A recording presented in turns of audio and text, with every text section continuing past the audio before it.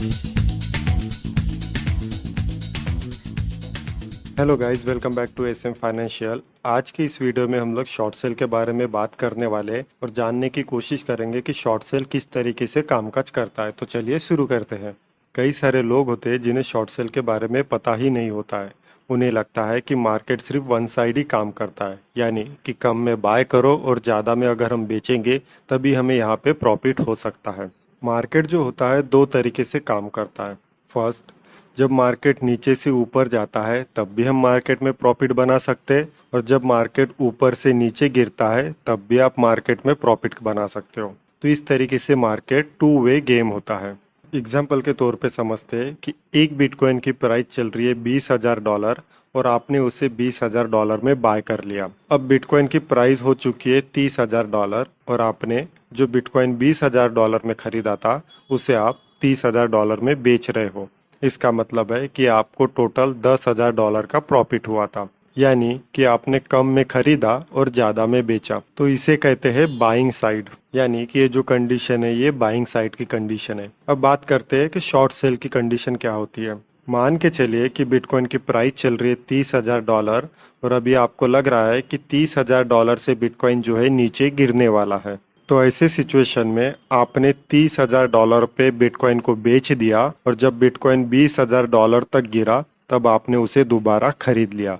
तो ऐसे सिचुएशन को कहते हैं शॉर्ट सेल। तो चलिए एग्जाम्पल की मदद से समझने की कोशिश करते हैं। तो यहाँ पे दो पर्सन है, एक है ए पर्सन और दूसरा है बी पर्सन। ए पर्सन जो है बाइंग का ट्रेड लेने वाला है और बी पर्सन जो है शॉर्ट सेल का ट्रेड लेने वाला है। ए के पास $20,000 है और बी के पास भी $20,000 ही है, यानी कि इन दोनों के पास डॉलर में अपना पैसा उन्होंने सेव करके रखा है। अब यहाँ पे एक बिटकॉइन की प्राइस चल रही है $20,000। तो ए ने क्या किया, एक बिटकॉइन को $20,000 पे खरीद लिया। क्यों? क्योंकि उसके पास $20,000 ही अवेलेबल थे। तो ए पर्सन ने $20,000 में एक बिटकॉइन खरीदा और कुछ देर बाद उसी $20,000 का बिटकॉइन अब 30,000 में कामकाज कर रहा है। तो ए पर्सन ने $20,000 में एक बिटकॉइन खरीदा था और अब बिटकॉइन की वैल्यू हो चुकी है $30,000। तो उसने क्या किया, 30,000 में अपना एक बिटकॉइन सेल कर दिया। तो इसका मतलब ये हुआ कि उसने 20,000 में एक बिटकॉइन खरीदा था और 30,000 में एक बिटकॉइन बेच दिया, जिसके चलते उसे $10,000 का यहाँ पे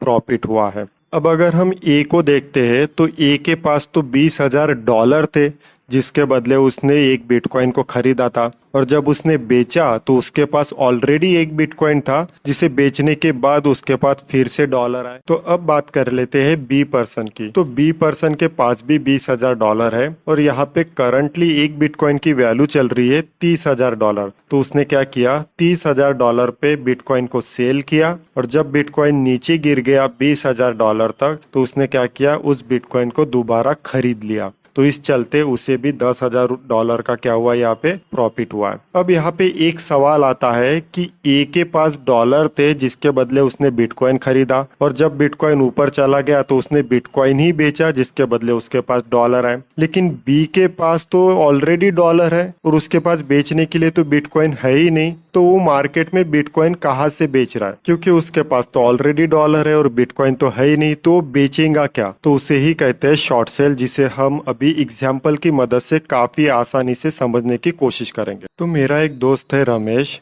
और उसकी मोबाइल की शॉप है। एक दिन मैं उसके शॉप में गया और उससे कहा कि एक दिन के लिए मुझे मोबाइल उधार में दे दो, कल मैं तुझे मोबाइल वापस कर दूंगा। तो एक दिन के लिए मैंने उससे मोबाइल उधार में लिया और वहां से चला गया। तो उस मोबाइल को लेके मैं मार्केट में गया और वहां देखा कि इस मोबाइल की कीमत $20,000 चल रही थी। तो मैंने क्या किया, उस मोबाइल को $20,000 में बेच दिया और वापस घर चला गया। अब यहाँ पे मेरे पास $20,000 कैश आ चुकी थी। तो उसके बाद 4-5 घंटे बाद मुझे पता चला कि अब इस मोबाइल की कीमत $15,000 चल रही है। तो मैंने तो इसे ऑलरेडी $20,000 में बेच दिया था। तो मैं दोबारा मार्केट में गया और वहाँ पे $15,000 में दोबारा उस मोबाइल को खरीद लिया, और खरीदने के बाद जिससे मैंने ये मोबाइल एक दिन के लिए उधार में लिया था उसे मोबाइल भी वापस कर दिया, और ऊपर में जो मेरे पास $5,000 बचे थे वो मेरा क्या हो गया, यहाँ पे प्रॉफिट हो गया। तो मैंने यहाँ पे क्या किया कि दोस्त से एक दिन के लिए मोबाइल उधार में लिया, उससे मार्केट में 20,000 रुपये में बेच दिया